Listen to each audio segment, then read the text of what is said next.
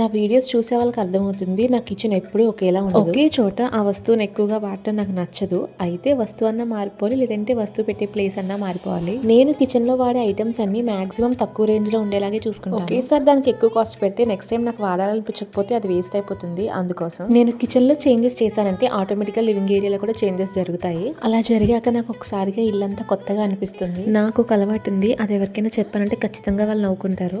నాకు మూడ్ బాగాలేకపోయినా నేను kitchen clean చేసుకుంటాను, హ్యాపీగా ఉన్నా కిచెన్ క్లీన్ చేసుకుంటాను. అండ్ ఇంటికి ఎవరైనా వస్తున్నారంటే కిచెన్ క్లీన్ చేసుకుంటాను. ఎవరు రావట్లేదన్నా సరే నేను కిచెనే క్లీన్ చేసుకుంటాను.